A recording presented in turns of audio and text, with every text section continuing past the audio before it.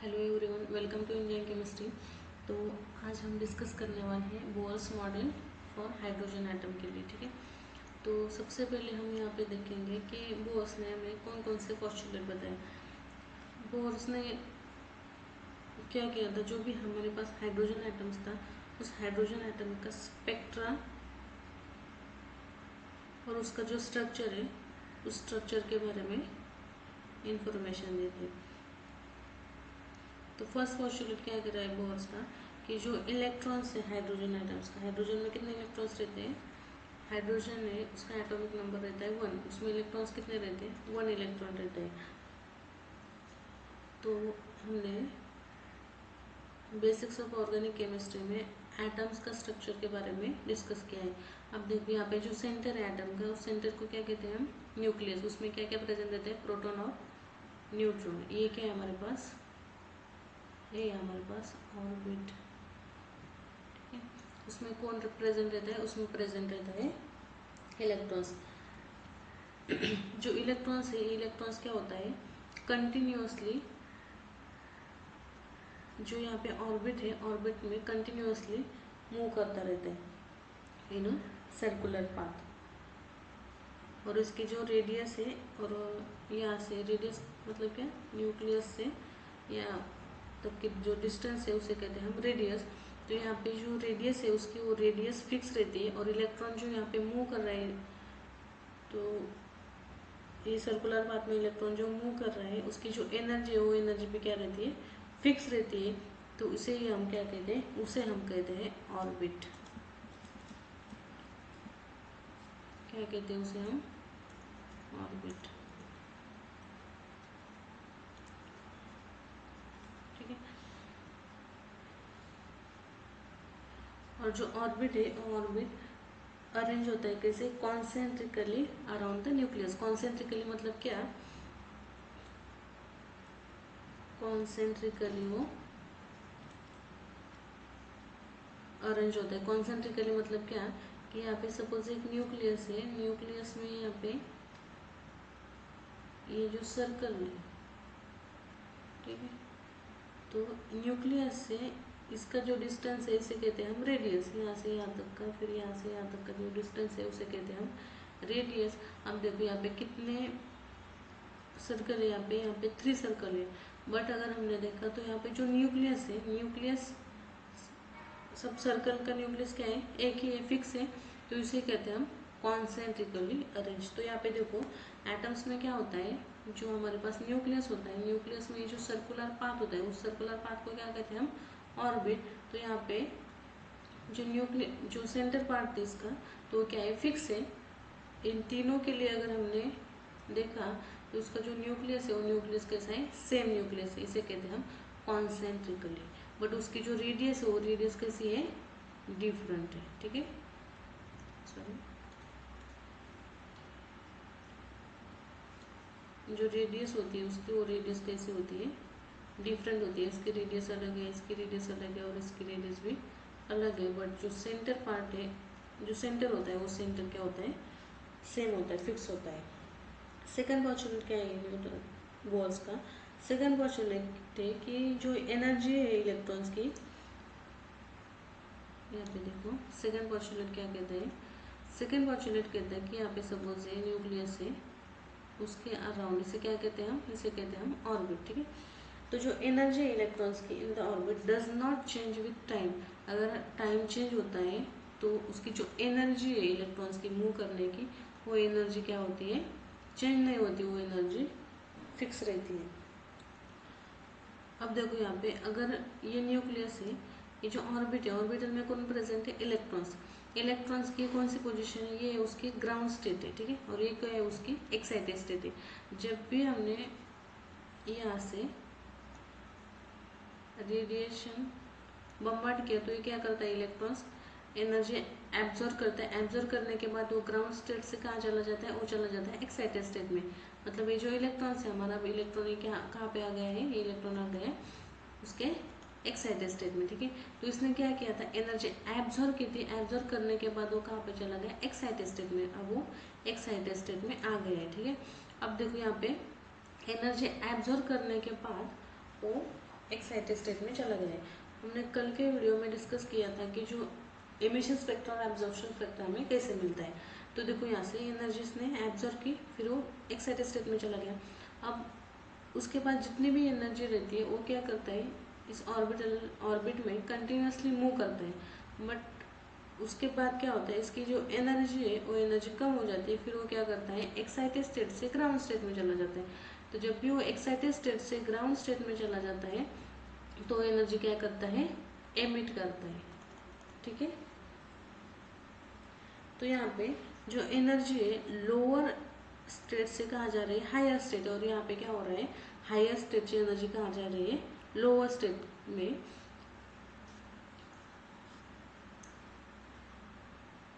तो यहाँ पे जो एनर्जी है ग्राउंड स्टेट से एक्साइटेड स्टेट में जब जा रहा है तब की, और जो एक्साइटेड स्टेट से ग्राउंड स्टेट में आ रहा है तब की जो एनर्जी चेंज है वो does not takes place in a continuous manner. मतलब जो एनर्जी है एब्जॉर्प्शन की और एमिशन की वो एनर्जी चेंज नहीं होती। ठीक है, वो एनर्जी ऑलमोस्ट सेम ही रहती है।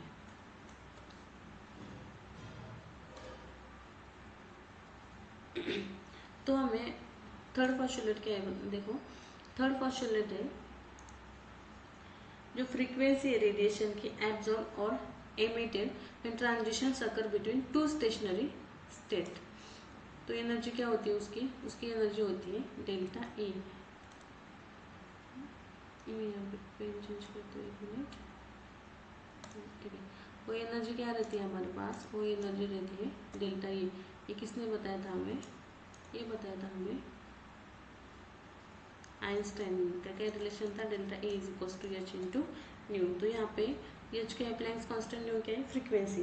तो यहाँ पे अगर हमें फ्रीक्वेंसी निकालनी है,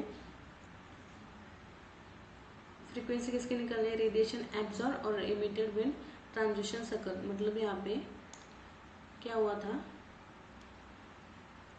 एनर्जी एब्जॉर्ब हुई थी और यहाँ पे एनर्जी एमिट हुई थी। तो उसकी फ्रीक्वेंसी अगर हमें निकालनी है तो फ्रीक्वेंसी कैसे आएगी यहाँ पे, तो फ्रीक्वेंसी आएगी हमारे पास delta E divided by H.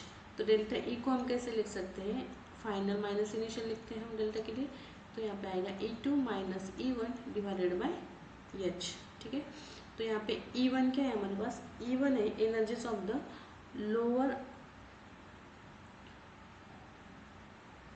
Lower energy state, और E2 क्या है हमारी higher energy state.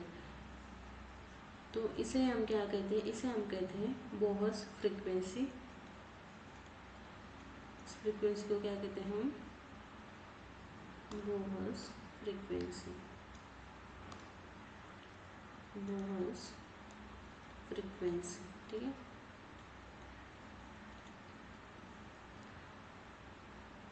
Next postulate देखो, नेक्स्ट पोस्टुलेट क्या है, the angular momentum of an electron is quantized.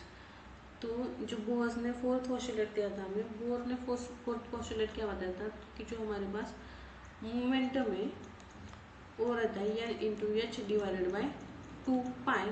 तो बोहर्स ने क्या बोला था, electrons can move only in those orbit for which its angular momentum is equal to integral multiple of h by 2 पाई।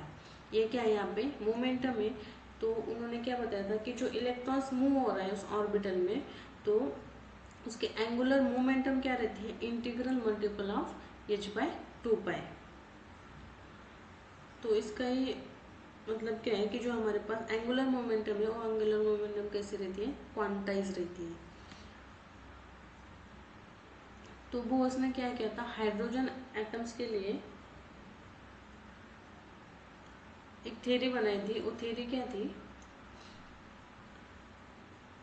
उसके भी हम पोस्टुलेट देखते हैं। उसका फर्स्ट पोस्टुलेट क्या है, stationary state for electrons are number 1, 2, 3। जो स्टेशनरी स्टेट है, मतलब यहाँ पे देखो सपोज यहाँ पे न्यूक्लियस है और ये हमारे पास ये सर्कुलर पाथ है। तो जो स्टेशनरी स्टेट है इलेक्ट्रॉन्स का, तो उसको कैसे दिखते हैं, यहाँ से 1, ये 2, फिर 3, यहाँ पे n इज इक्वल्स टू क्या लिखते हैं, 1, 2, 3 up to infinity. This multiple, यहाँ पे जो इंटीग्रल लिखा था हमने, मल्टीपल इंटीग्रल तो इस मल्टीपल इंटीग्रल को ही क्या कहते हैं हम, प्रिंसिपल क्वांटम नंबर, मतलब एन को ही क्या कहते हैं हम, एन को कहते हैं हम प्रिंसिपल क्वांटम नंबर। ठीक है, नेक्स्ट देखो, the radii of the stationary state are expressed as, जो स्टेशनरी स्टेट है उसकी जो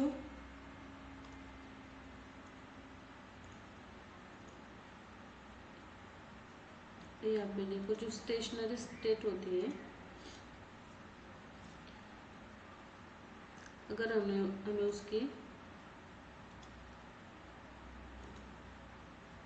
रेडियस निकालनी तो कैसे निकालते हैं हम, यहाँ पे देखो न्यूक्लियस है ऑर्बिट। ठीक है, तो उसके अगर एक ग्राउंड स्टेट है, इस ग्राउंड स्टेट की अगर हमें रेडियस निकालनी है तो रेडियस निकाल सकते हैं हम R N is equals to N square into A zero. तो यहाँ पे ए ज़ीरो क्या है, ए ज़ीरो की वैल्यू होती है हमारे पास 52.9 picometre and the radius of the first stationary state, इसे क्या कहते हैं हम, इसे कहते हैं बोहर्स ऑर्बिट। ठीक है, फर्स्ट स्टेशनरी स्टेट को हम कहते हैं बोहर्स ऑर्बिट। तो इसकी रेडियस क्या आएगी, ग्राउंड स्टेट के लिए n इज इक्वल्स टू क्या होगा 1, मतलब R1 is equals to 1 square into 52.9 equals to क्या आएगा, ये 52.9 पिकोमीटर की क्या हो गई हमारी ग्राउंड स्टेट की बोहर्स रेडियस। हाइड्रोजन के पास कितने इलेक्ट्रॉन्स होते हैं, हाइड्रोजन के पास एक ही इलेक्ट्रॉन्स होते हैं, तो उसकी ग्राउंड स्टेट कौन सी हो गई, उसकी ग्राउंड स्टेट हो गई n इज इक्वल्स टू 1। तो उसके लिए जो रेडियस है वो रेडियस क्या आ रही है 52.9 पिकोमीटर। तो यहाँ पे क्या कंक्लूजन आता है कि अगर हमने यहाँ पे देखो n इज इक्वल्स टू अगर 2 लिया तो ये कितना आएगा, R2 इज इक्वल्स टू 2 का स्क्वायर इंटू 52.9, तो ये कितना आएगा 4 इंटू 52.9, कितना आता है ये 52.9 इंटू 4, ये आता है 211.6 पिकोमीटर। अब देखो यहाँ पे R1 की रेडियस कितनी थी 52.9 पिकोमीटर और R2 की कितनी है 211.6 पिकोमीटर। मतलब क्या है कि जो R2 की रेडियस है वो रेडियस ज़्यादा है R1 से, मतलब यहाँ पे R2 is greater then R1 आ रहा है। ठीक है, तो यहाँ पे देखो जैसे हमने n की वैल्यू इंक्रीज की तो हमारी जो R की वैल्यू भी क्या हो गई, इंक्रीज हो गई।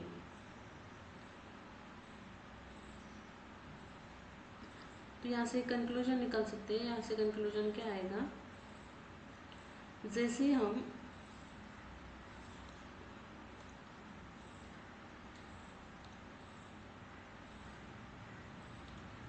यहाँ पे क्या आएगा कंक्लूजन,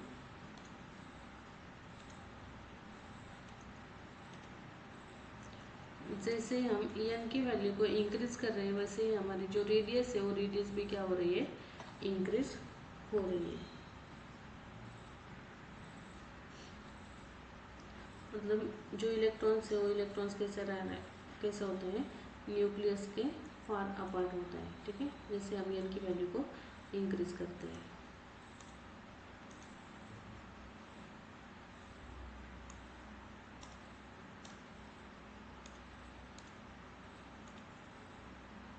अब नेक्स्ट क्या बताया था उन्होंने, the most important property associated with the electron is the energy of its stationary state. तो एनर्जी क्या आती है इसकी एनर्जी आती है En is equals to minus RH into 1/n square. यहाँ पे n क्या होता है, n होता है हमारा 1, 2, 3। यहाँ पे RH क्या है, RH को कहते हैं हम रेडबर्ग कांस्टेंट, रेडबर्ग कांस्टेंट। ठीक है, और इसकी वैल्यू क्या होती है, इसकी वैल्यू होती है 2.18 इंटू 10⁻18 जूल। तो जो एनर्जी होती है लोअर स्टेट की उसे हम क्या कहते हैं, ग्राउंड स्टेट। अगर हमने ग्राउंड स्टेट की एनर्जी निकालनी है तो ग्राउंड स्टेट की एनर्जी क्या आएगी, एन की वैल्यू कितनी आएगी, यहाँ पे एन की वैल्यू आ जाएगी एन इज इक्वल्स टू 1। अगर हमने यहाँ पे एन इज इक्वल्स टू 1 लिया तो क्या आएगा, E1 is equals to minus 2.18 into 10⁻18 into 1/1²। तो कितनी आएगी, ये आएगी हमारे पास -2.18 इंटू 10⁻18 जूल। ये किसके लिए आ गई, ये आ गई हमारे ग्राउंड स्टेट एनर्जी। अगर हमने फर्स्ट एक्साइटेड स्टेट के लिए अगर हमें निकालनी है, फर्स्ट एक्साइटेड स्टेट के लिए इनकी वैल्यू कितनी होगी 2। तो अगर हमें सेकंड के लिए निकालनी है तो E2 क्या आएगा हमारे पास, E2 आएगा E2 is equals to -2.18 into 10⁻18 into 1 divided by N की वैल्यू कितनी है यहाँ पे 2, मतलब यहाँ पे 2 का स्क्वायर। अगर हमने इसको कैलकुलेट किया तो यहाँ पे क्या आएगा -2.18 इंटू 10⁻18 और 2 का स्क्वायर कितना होता है 4। इसको कैलकुलेट करने के बाद कितना आएगा, ये आएगा हमारे पास -0.545 इंटू 10⁻18 जूल। ठीक है,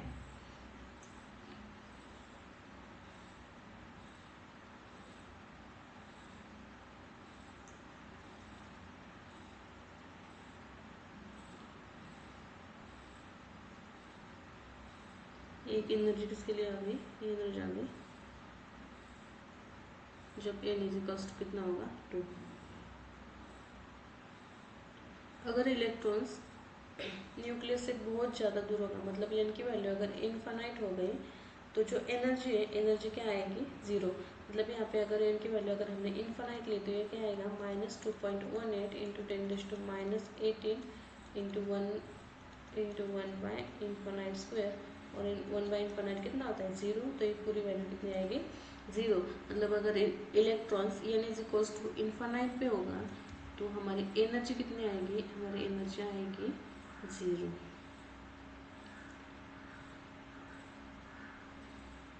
तो इसे क्या, जब n की वैल्यू इनफाइनाइट होती है उसके बाद एनर्जी हमारी कितनी आती है 0, उसे हम क्या कहते हैं, उसे हम कहते हैं आयोनाइज हाइड्रोजन एटम।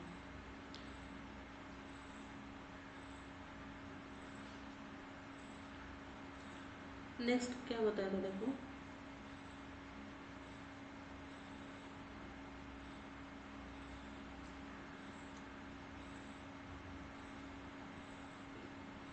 यहाँ पे देखो अगर n की वैल्यू इनफाइनाइट है तो जो एनर्जी है हमारी, एनर्जी कितनी आ रही है 0 आ रही है।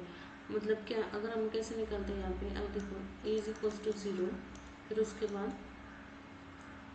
अगर हमें किसी की वैल्यू निकालनी है तो यहाँ पे आएगा सबसे ज़्यादा पॉजिटिव, फिर उसके बाद 0, फिर उसके बाद नेगेटिव।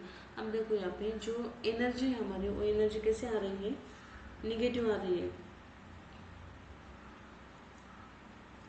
मतलब यहाँ पे जो यहाँ पे स्टेबल है क्या, निगेटिव के लिए स्टेबल नहीं है। स्टेबल कब होगा, जब हमारी n की वैल्यू कितनी होगी, इनफाइनाइट होगी। ठीक है, तो जो बोर्स थ्योरी है, बोर्स थ्योरी फिर किसके लिए अप्लाई हुई थी, हाइड्रोजन एटम में।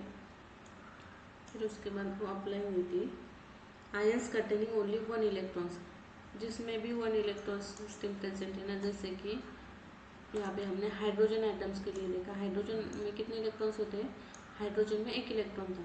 वैसे हम हाइड्रोजन लाइक एटम्स के लिए, हाइड्रोजन लाइक एटम्स मतलब क्या, जैसे हाइड्रोजन का एटॉमिक नंबर 1 है, इसमें इलेक्ट्रॉन्स कितने हैं 1।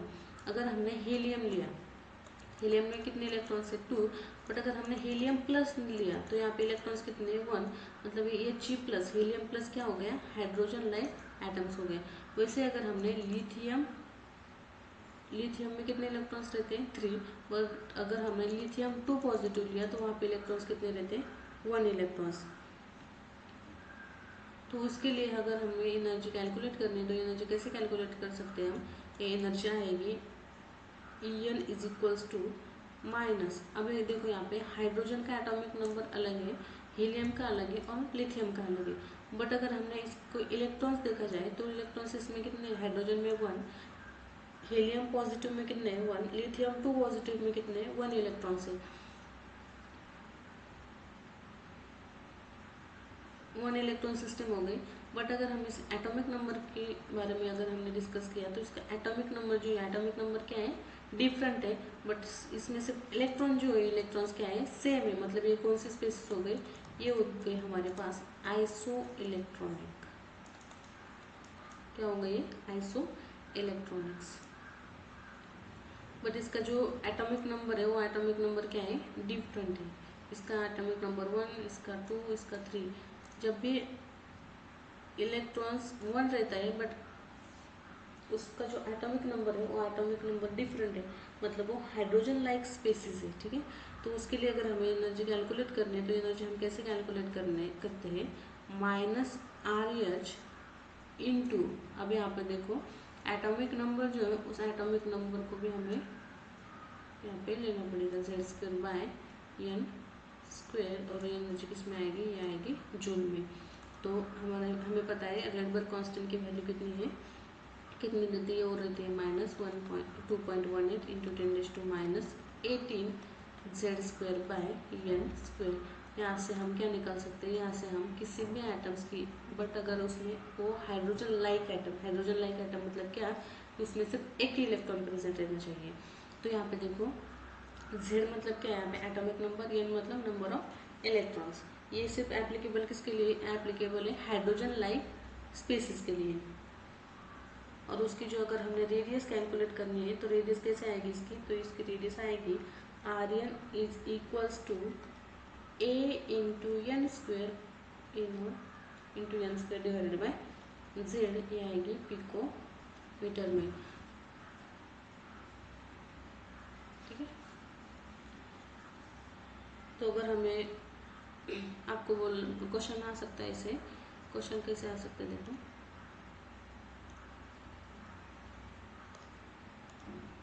यहाँ पे आपको देंगे कि लिथियम 2 पॉजिटिव है, ठीक है। अब आपको ये पता है लिथियम का एटॉमिक नंबर कितना होता है, लिथियम का एटॉमिक नंबर मतलब Z की वैल्यू होती है लिथियम में 3, ठीक है। इसमें इलेक्ट्रॉन्स कितने हैं, इसमें इलेक्ट्रॉन्स है 1 इलेक्ट्रॉन्स, तो Z की वैल्यू हो गई 3, n की वैल्यू हो गई 1। तो इसके लिए एनर्जी का फॉर्मूला हमें पता है, एनर्जी का फॉर्मूला क्या है, n is equals to -2.18 into 10⁻18 Z² by n²। तो यहाँ से हम एनर्जी कैलकुलेट कर सकते हैं, किसके लिए, लिथियम के लिए। तो क्या आएगी -2.18 इंटू 10⁻18, यहाँ पे Z² मतलब 3² डिवाइड बाई n² मतलब 1²।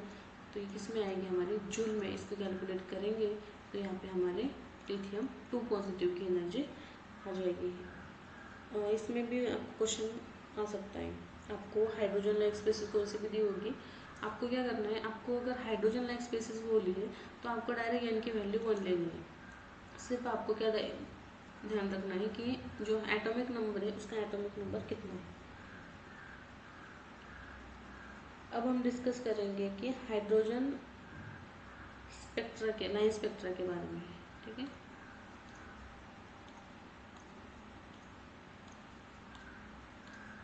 तो देखो हाइड्रोजन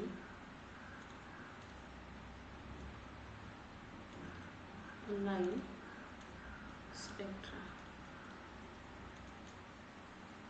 इसमें देखो जो एनर्जी है, हमने वो एनर्जी देखी थी कि एब्जॉर्प्शन की एनर्जी और एमिशन की जो एनर्जी है, मतलब ग्राउंड स्टेट और एक्साइटेड स्टेट की अगर हमें एनर्जी निकालनी है तो इसको कैसे निकाल सकते हैं हम, final energy minus initial energy, ठीक है। अगर हमने EF की निकालनी है तो EF के लिए एनर्जी कैसे आएगी, -RH इंटू 1/NF इसका स्क्वायर, ठीक है। तो इसको हम कैसे लिखते हैं,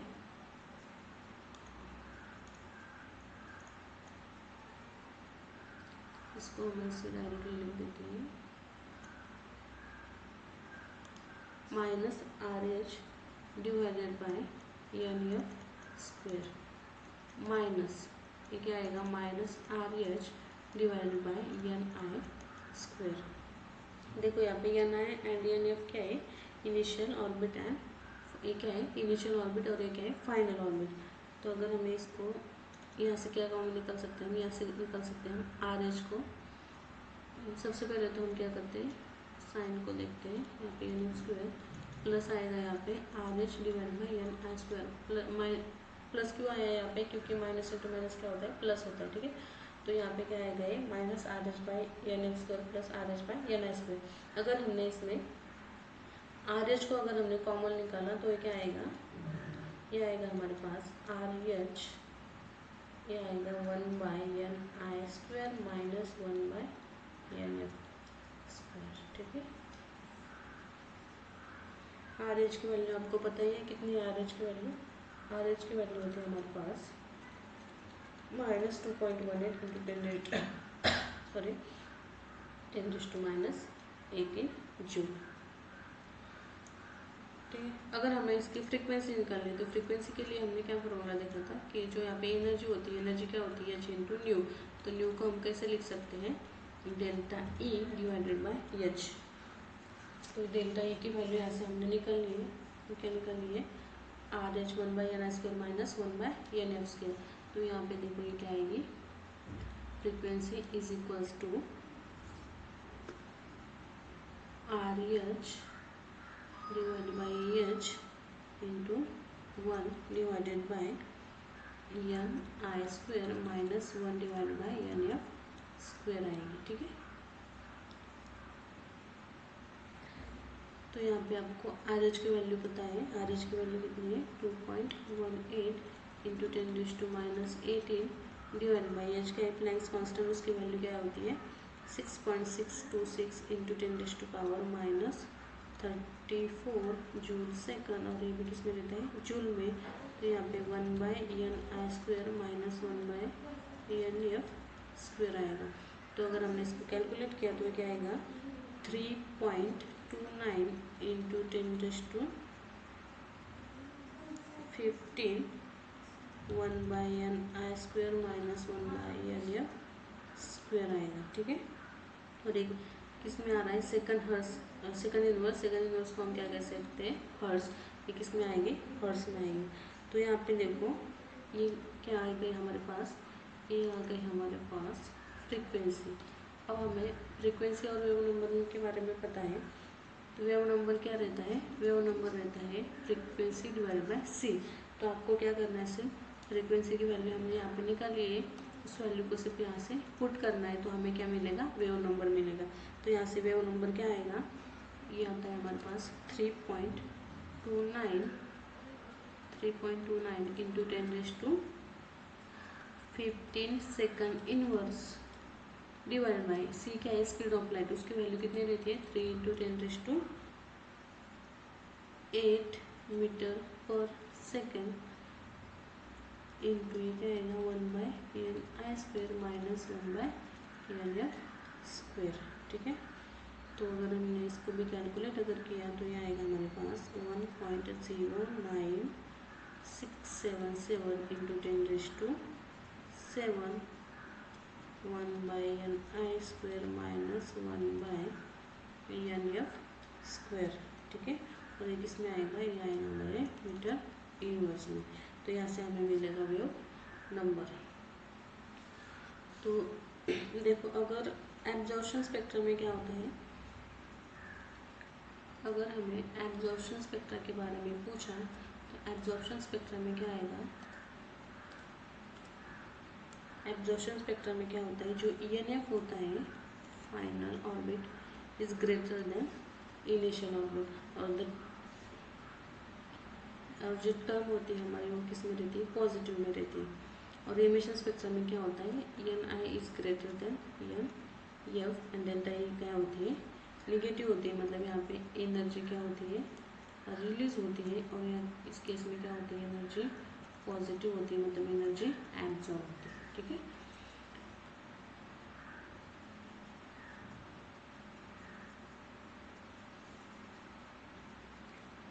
तो यहाँ पे हमने बोर्स मॉडल के बारे में डिस्कस किया है। अब हम देखेंगे कि लिमिटेशंस क्या है बोर्स मॉडल की। क्यों बोर्स मॉडल यहाँ पे फेल हो गया, या फिर देखते हैं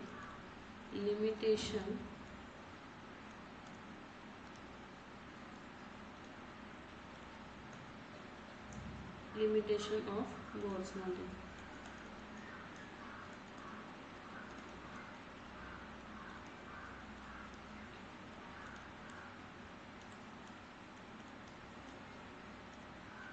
क्या लिमिटेशन है बोर्स मॉडल की? फर्स्ट लिमिटेशन ये है कि वो जो बोर्स मॉडल है उस हाइड्रोजन लाइक स्पेसिस के लिए एप्लीकेबल हुआ था। जो भी हायर नंबर ऑफ इलेक्ट्रॉन्स है, मतलब जैसे कि लिथियम में 3 इलेक्ट्रॉन्स रहते हैं, उसके लिए वो एप्लीकेबल नहीं था। ये सबसे ज़्यादा यहाँ पे वो फेल हो गया था।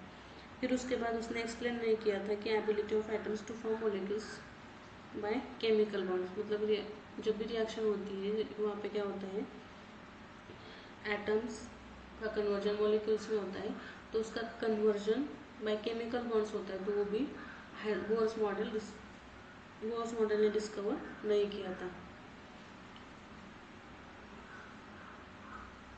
ठीक है, ये 2 लिमिटेशन है कि वो सिर्फ it is only for first है क्या, only for hydrogen like species, सिर्फ हाइड्रोजन लाइक स्पेसिस के लिए वो एप्लीकेबल है। और सेकंड क्या था, सेकंड था कि वो एक्सप्लेन नहीं कर पाया। सेकंड था it could not explain the ability of atom, the ability of atoms to form molecules, इसको भी वो नहीं बता पाया, इसलिए वो बोर्स मॉडल क्या था, फेल हो गया था यहाँ पे। ठीक है, तो उसके बाद कौन सा मॉडल आया था, उसके बाद मॉडल आया था क्वांटम मैकेनिकल मॉडल। ठीक है, तो उसको हम कल के क्लास में डिस्कस करेंगे। और आज हमने क्या क्या डिस्कस किया है, आज हमने बोर्स थ्योरी के बारे में डिस्कस किया है कि बोर्स थ्योरी के पोस्टुलेट क्या है, वो हाइड्रोजन एटम्स के लिए सिर्फ एप्लीकेबल है कि उसके भी पोस्टुलेट क्या है। और उसके बाद हमने बोर्स मॉडल के जो लिमिटेशंस है वो लिमिटेशन भी यहाँ पे दी गई। ठीक है, तो आई होप आपको ये समझ में आया होगा। तो आपको क्या करना है, वीडियो को लाइक करना है, शेयर करना है और सब्सक्राइब करना है। Thank you, happy learning.